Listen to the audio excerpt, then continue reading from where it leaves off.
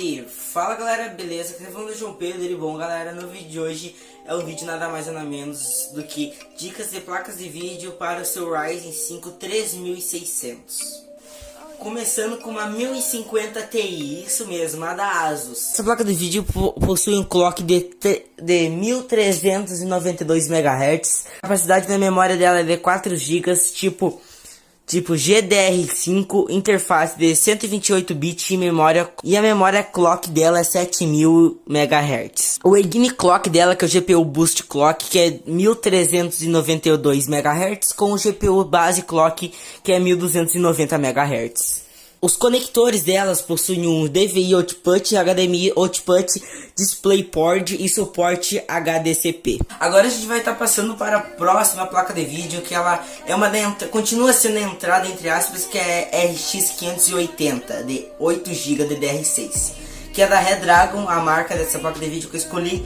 E agora eu vou falar as especificações dela. Especificações dessa placa de vídeo: a frequência base dela é de 1257 MHz, a frequência de boost dela é até 1340 MHz e o pico de pixel dela do processador por segundo fill rate até 4.88 GPM. Uma coisa interessante dessa placa de vídeo é o desempenho dela máximo, que é até 6.2 TFLOP. A memória dela real é 8 GPS por segundo, o máximo de tamanho de memória dela é 8 GB, como eu já havia falado, e ela é tipo GDR5, interface de 256 bits. Ela suporta até 4K e também ela é uma coisa muito interessante, como por ser RX, ela é da linha Radeon. Isso aí, vamos para a próxima placa de vídeo. Próxima placa de vídeo que é a GTX 1650, não Super, só a 1650, que novamente agora a gente vai voltar para a linha da NVIDIA. Especificações dela: memória de clock 12.000 MHz efetivo, capacidade de 4.098 MB, tipo GDDR6, a largura de bit dela é de 128, com largura de banda de 192 GB por segundo. As entradas delas é HDMI. As entradas dela é HDMI e DisplayPort. E uma coisa interessante dela é que a gente não pode usar adaptador, isso mesmo. Resolução que ela aguenta é até de 240 Hz. Essa placa de vídeo é mais para quem gosta de qualidade da imagem e não de desempenho de jogos.